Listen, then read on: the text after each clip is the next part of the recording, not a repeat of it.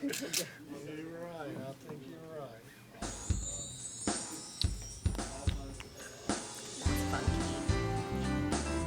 Get them.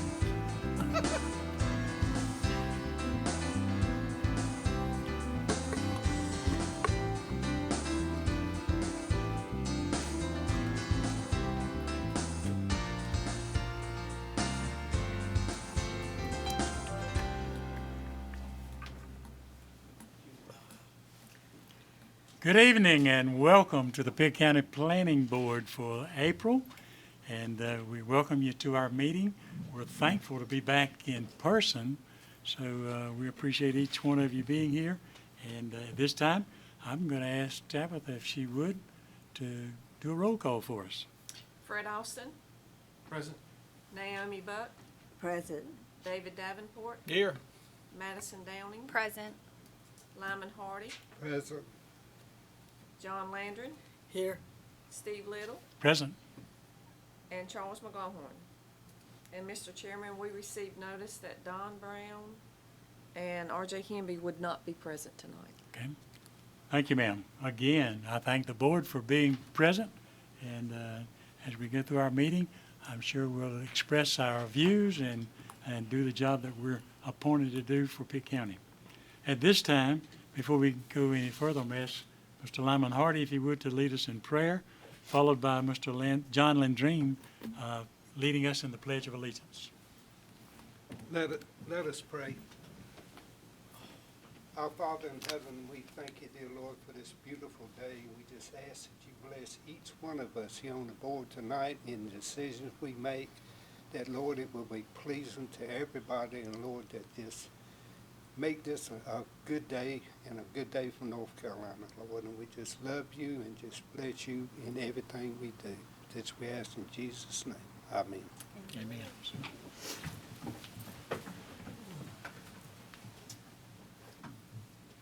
Pledge of Pledge allegiance to the flag of the United States of America and to the republic for which it stands, one nation, under God, indivisible, with liberty and justice for all.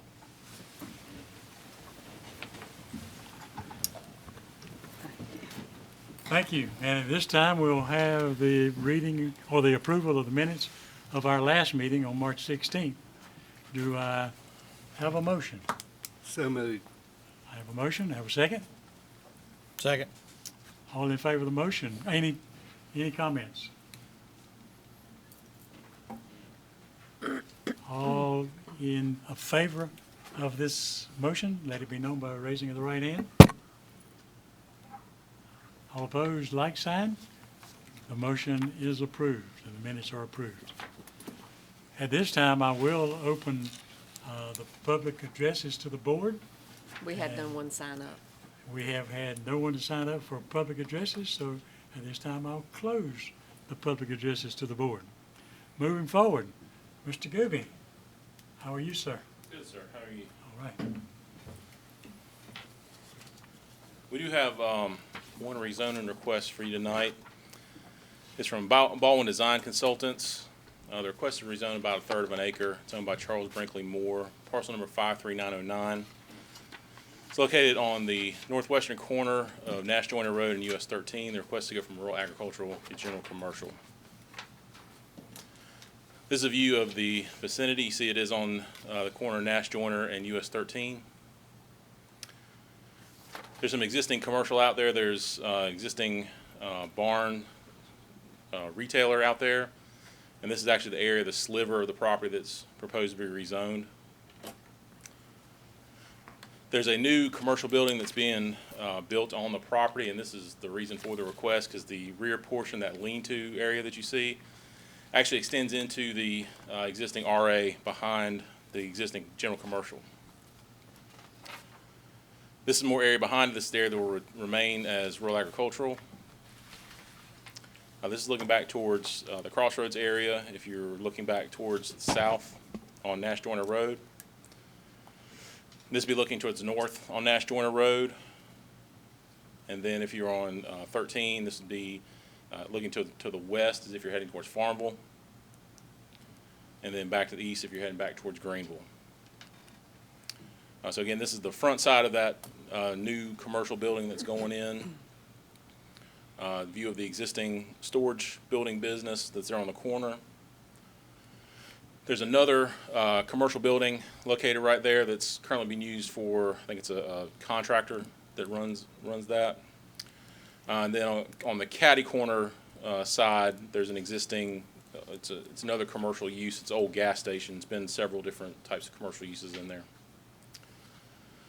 There's some existing residential uses. You see this is a mobile home that's next to the property that's being rezoned, and then another single-family residential property. And then on the other side, there's also just agricultural fields. It is in the Southwest Bypass Land Use Plan area. It's designated currently as agriculture, and you see it is just a small sliver that's being requested. The agriculture area is devoted to agricultural uses that include forestry, crop production, livestock, and pasture land. Policies for this area can include restrictions on density or size of subdivisions in key agricultural areas.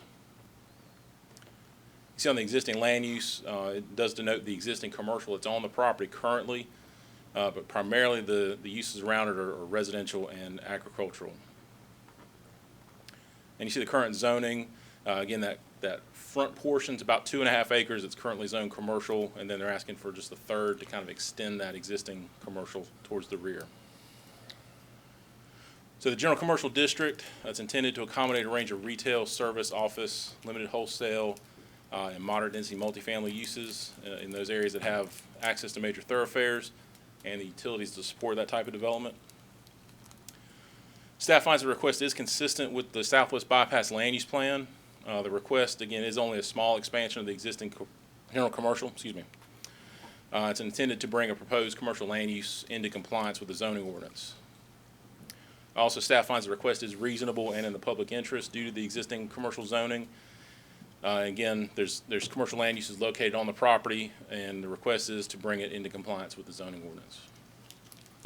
So staff does recommend approval of the request. We'd like now to entertain any public comments. I don't think we don't have anybody in the audience or here tonight to speak on it. The board will then make a recommendation to the Board of County Commissioners, and the Commissioners are scheduled to hold a hearing on May 2nd. So with that, Mr. Chair, I'd like to open up for public comments. For public comments? Yes, sir. Which there are none, right? We don't have anybody here, so no, sir, I don't believe we do. Okay. We open and close very quickly, all right? So in that vein, planning board members, you've heard the request.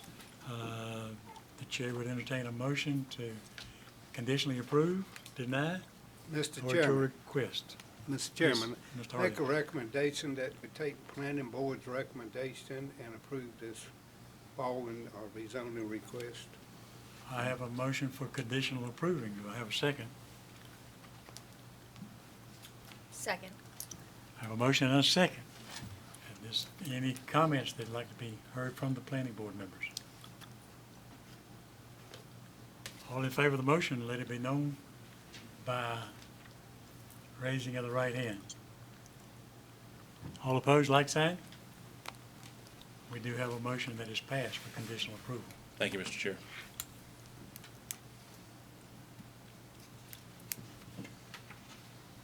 I'm sorry, I'll go ahead and call on you. Let's talk about, if we can, envision Pitt County 2045, an update. Yes, sir. And, again, reminding ourselves that we've been set up as part of this driving force. That is correct. To make sure this works, right? That's correct. This board is the steering committee, and y'all had your first steering committee meeting last month.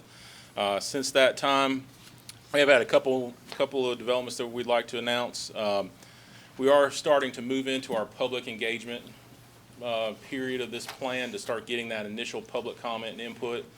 On April 28th, which will be next Thursday, we'll be conducting stakeholder interviews out at Alice Keene District Park. They're going to be at the Community Schools and Recreation Building. And what this is, we've invited about 120 select folks that we've identified throughout the county as stakeholders, and divide them into groups, and we'll bring them in kind of one group at a time, talk to them. Our consultant will be asking them a lot of questions about how they kind of envision the future growth and development of the county.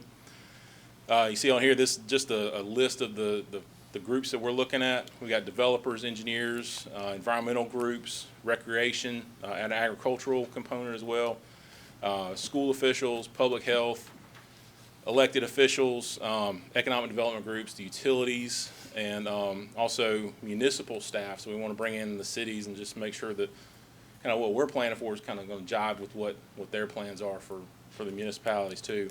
And then also DOT to talk about the transportation. So along with that, in addition to those selected stakeholders, we are having some actual public input meetings for the general public to come. We have 4 meetings currently scheduled.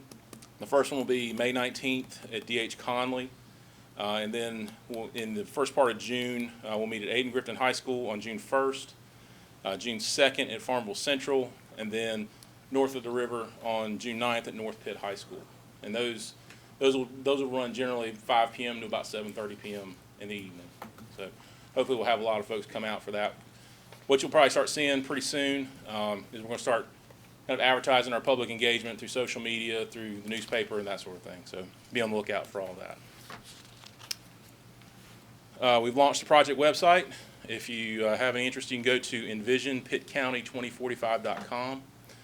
That's got all of our public input meeting information on there. It's got the survey that's available. So if you haven't been on the website, please go there and check it out, and take our survey also, please. And that will be available through early June, at least through our public input sessions. So again, our next steps for this process, again, as I mentioned, the public engagement, and then working to establish some working groups to help develop that draft plan. So again, there's the website. So if anybody has any questions, I'd be glad to answer them at this time. Could I make a safe assumption that the members of the planning board meeting are invited to any and all of these meetings? Absolutely, yes, sir. And if you'd like more information about the stakeholder meetings, if you'll want to attend, I can certainly get that for the board. And we can arrange for y'all to come out and speak with our consultant and give your input on those as well. Good deal. Thank you, sir. Any other questions or comments? Yeah, you said that the meetings at the schools, they're gonna be mainly 5 to 7? Yes, sir. Generally about 5 to 7:30 is what we're looking at. Just because with the schools, they're still going to be in session at that point, so we can't get in much earlier than that. And the April 28th meeting, we have time on that? Those are pretty much all day. We have different groups. They're scheduled for about 1 hour apiece. There's 6 groups we've set up, but they'll start at 9 and they'll go to about 4:30 on Thursday.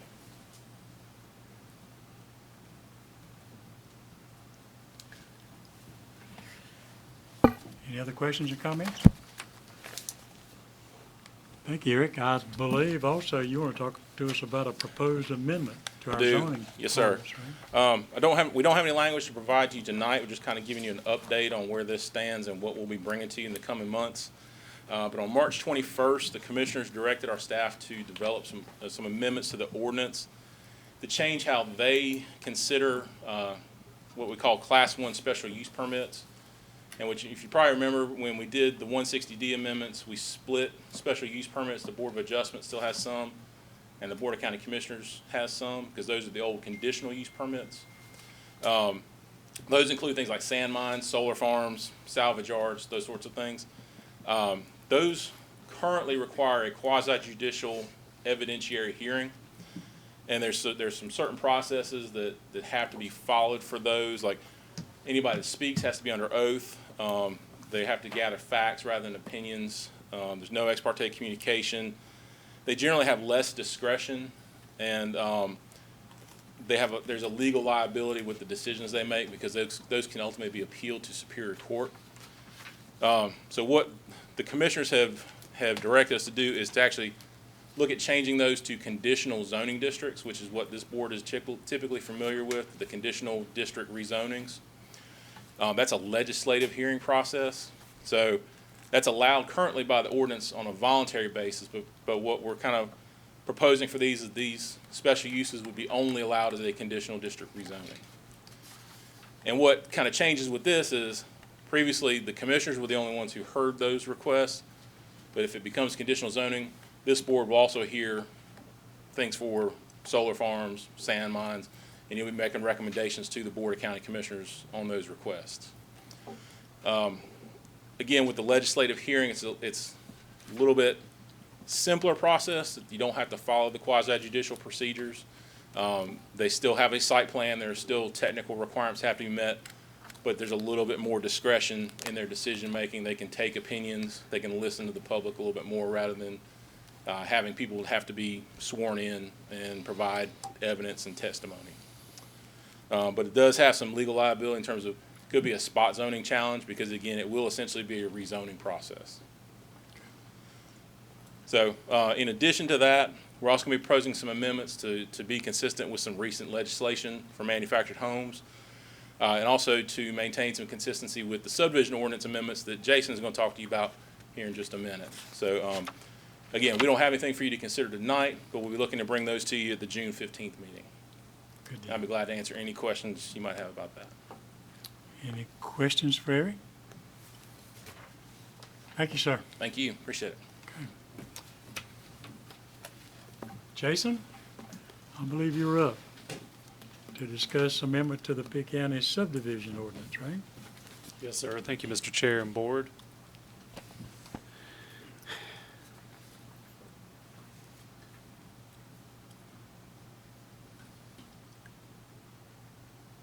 Sorry, the mouse is falling down.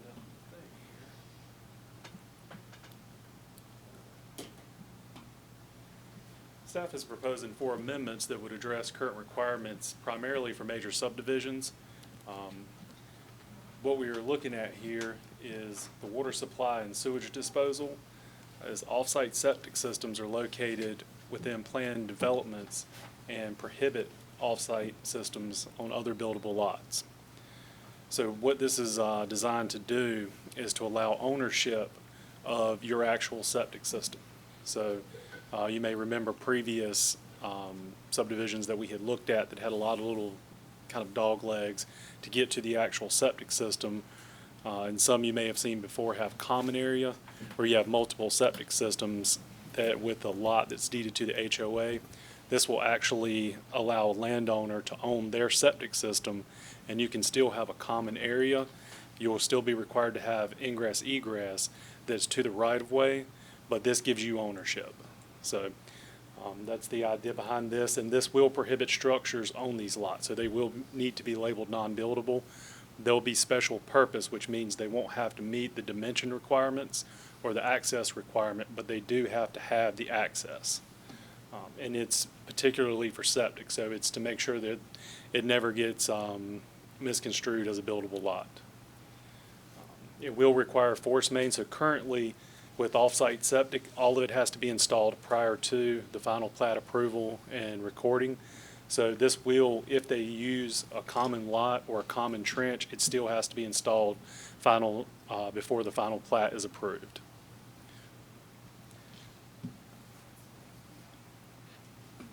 And also we have with the streets is require any exemption for a stub out street via conservation easement to be held by a third-party public or private entity to ensure that this exemption is maintained in perpetuity.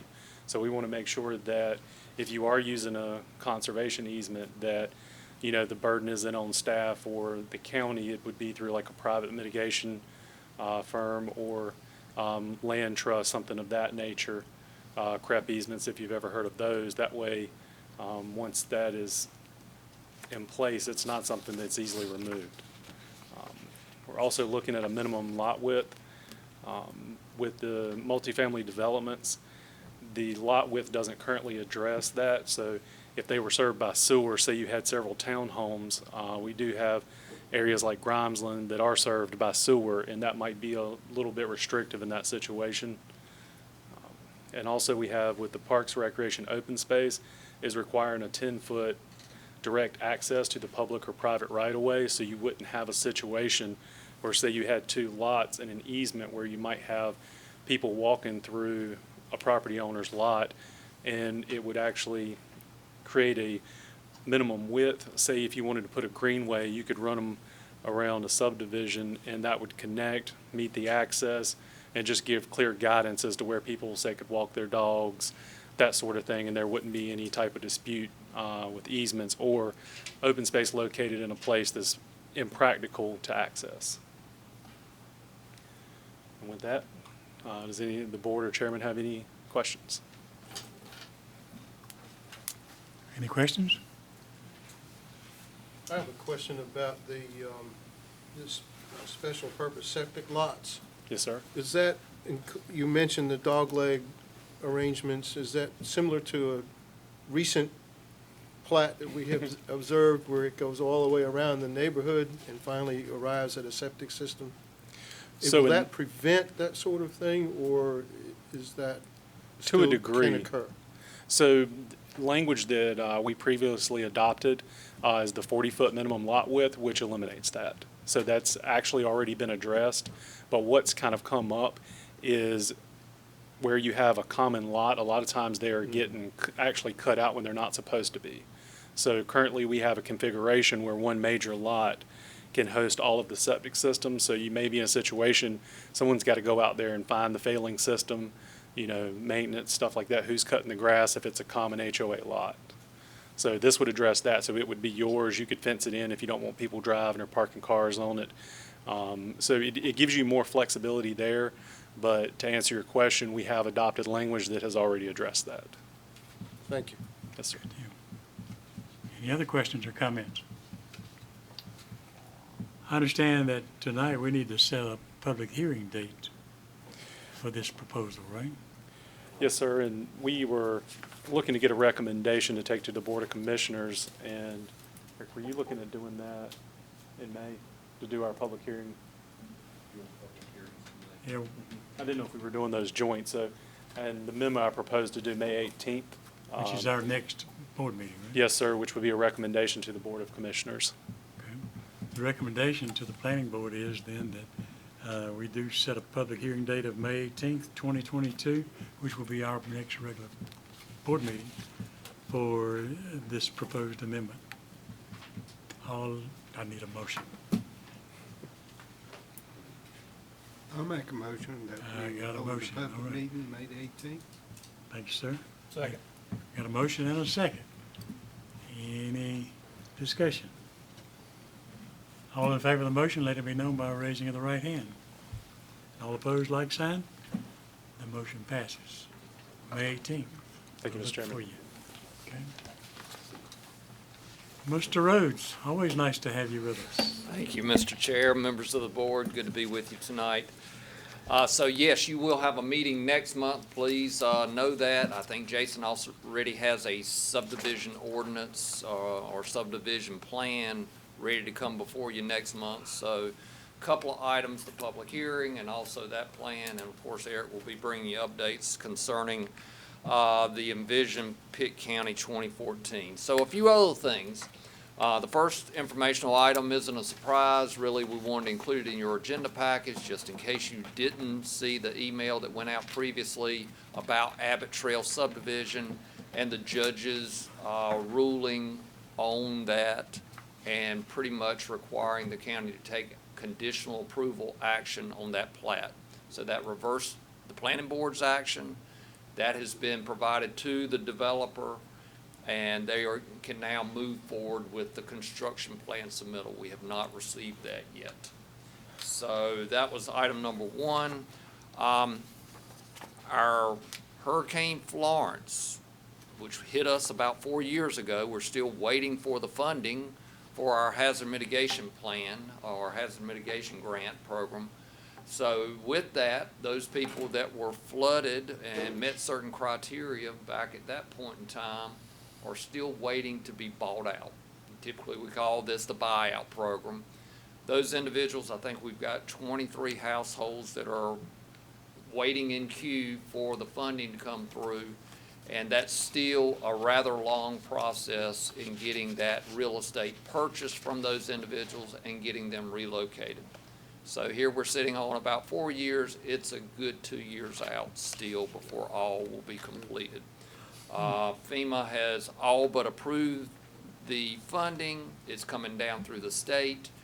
And this one will be handled a little bit differently in that the state is going to be handling that real estate transfer. It does still come to the county, but it's a state-centric model where they'll be handling most of the administrative work. We'll be involved in dealing with the landowners, but for the most part, the state handles all the land transactions. James, did I understand you to say that's usually a 6-year process?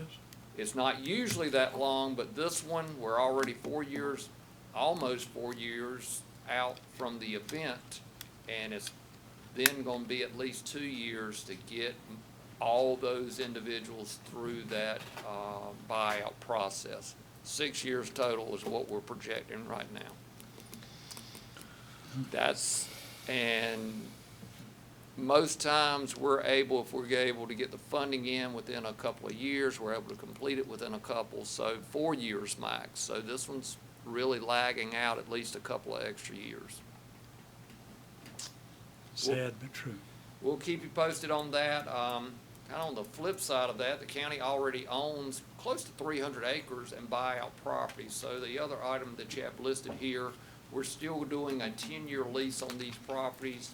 People that had an interest in that property might live nearby, might have been the former owners. They're able to lease that for $1 per year, and they can keep it as open space, fence it in for pasture land, park on top of it, put a garden there, all those open space type uses.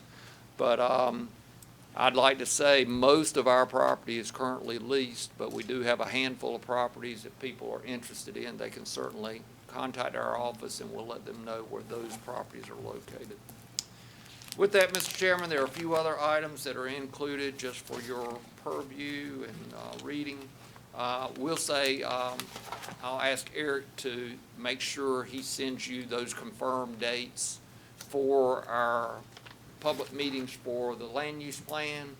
And if you're interested in attending any of the stakeholder meetings on April 28th, that's next Thursday, we'll certainly send you more details about that too. We welcome your involvement. So we'll be at this throughout the whole year. So I think if you come out to those public meetings and maybe even some of the stakeholder meetings, you'll start hearing a lot of what people see in our community and where they want it to go. Welcome any questions you might have, and we always refer people to our website, which also can link you to the Envision Pitt County 2045 website as well. Questions, anyone? That's all we have, Mr. Chairman. Questions or comments from the board members? This has been a great meeting. I appreciate each one of you, okay? So thank you. I'll entertain a motion to adjourn. So move. I got a motion and a second, okay? I probably didn't need it, but anyway, the meeting is adjourned.